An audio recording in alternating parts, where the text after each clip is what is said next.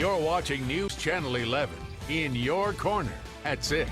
We are learning new details about a Greene County woman missing for more than a week and found dead Saturday afternoon. Thank you for trusting News Channel 11 at 6. I'm Curtis McLeod. We continue to follow a developing story tonight. Authorities found 20-year-old Diana Guzman dead Saturday. Detectives say her car crashed into a wooded area off Interstate 75 in Loudoun County. Justin Soto is just back from speaking with the Greene County detective working this case. He has new details tonight.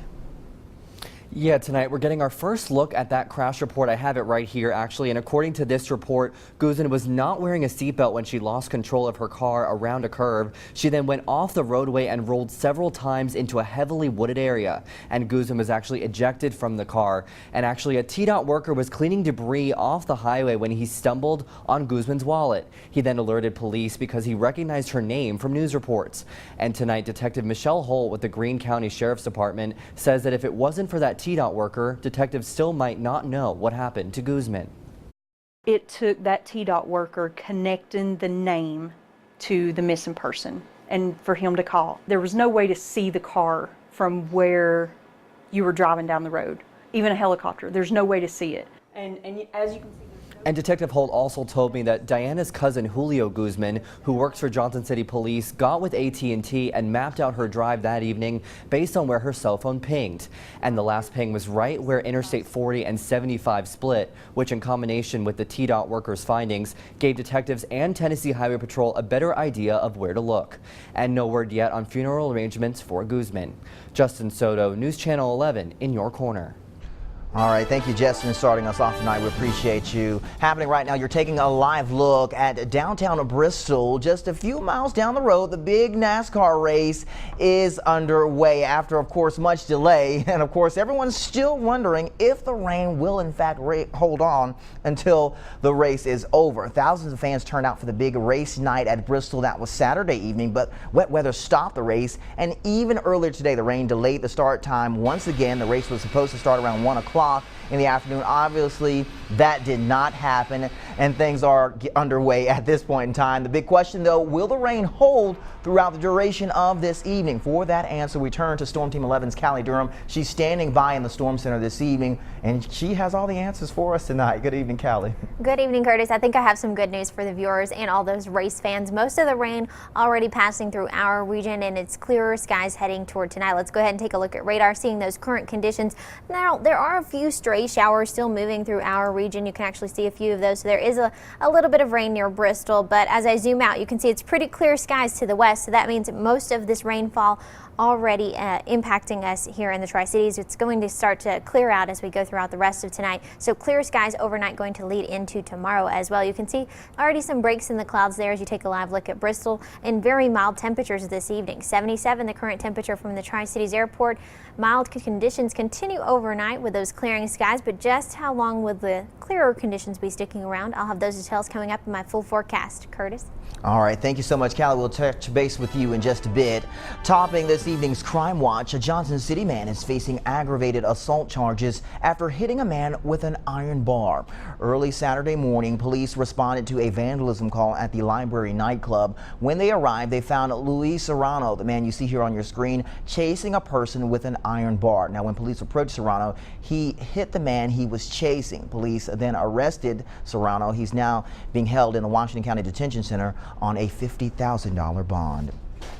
Kingsport police are looking for the person responsible for a shooting. The shooting happened Saturday night near the Regions Bank and Buffalo Wild Wings on East Stone Drive. Police say one man was taken to the hospital. Now, at last check, there was no word on his condition or the motive behind this shooting.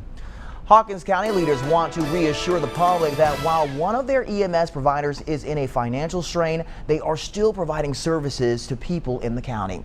Hawkins County EMA Director Gary Morrell told us over the phone this morning that until Church Hills EMS figures out their financial situation, Hawkins County EMS will be stepping in to provide crews at the locations in Church Hill for the next few days. Now, when we spoke to EMS President Fred Arnold at Saturday's emergency meeting, he told us he's not worried and the company is working to get their cash flow back up. Arnold is set to meet with his bank on Monday about a 6-month loan to help the company with financial obligations. 5 people, including a woman 5 months pregnant, were found dead in their home in Mobile County, Alabama. Police there are calling this the most powerful homicides they have ever experienced. Emily DeVoe has the latest details on this developing story tonight. No!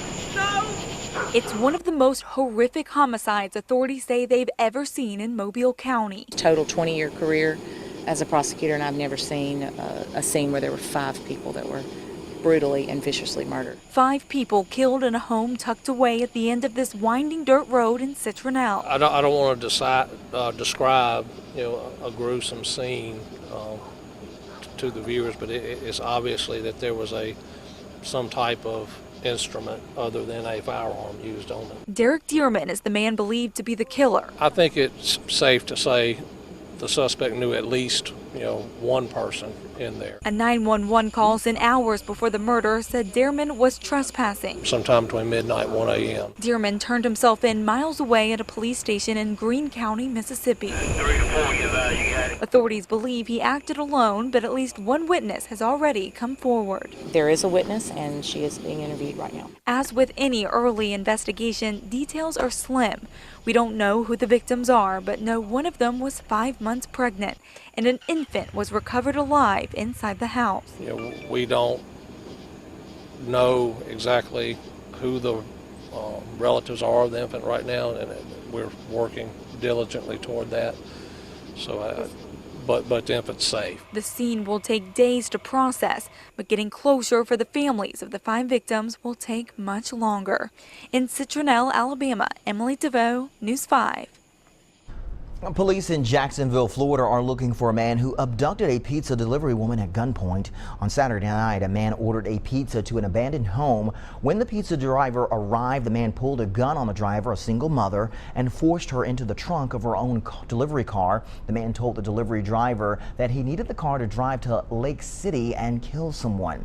While traveling to the location, the delivery woman pulled the escape lever in the trunk and jumped out of the car while the vehicle was traveling over 50 miles per hour. After her brave escape, the woman was taken to the hospital where she was treated for road rash and a head wound. Tonight, police are still looking for the man who abducted this woman. A popular shopping center in Baton Rouge now serves as a donation site and relief center for flood victims. Historic flooding in Louisiana has damaged over 40,000 homes and displaced thousands of people, but this bad weather isn't going to stop relief efforts. The Salvation Army, the Red Cross, Tyson Chicken, the U.S. Army, and LSU are working together to give families the supplies they need to survive the aftermath of these harsh storms. The organizations transformed the Cortana Mall in Baton Rouge into a safe haven. Workers at the mall are glad to see the efforts make a difference.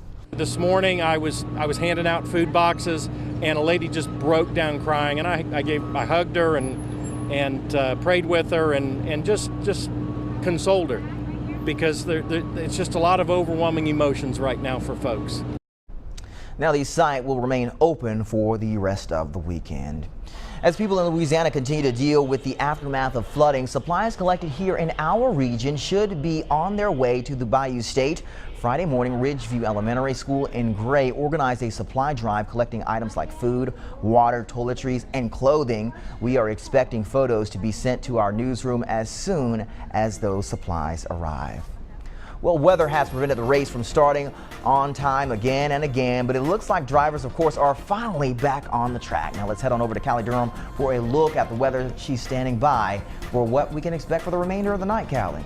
Good news continues, Curtis, as we're going to continue to see those clearing skies overnight tonight into tomorrow, and sunshine's on the way, but just how long will it be sticking around? I'll have those details right after the break. Stay with us.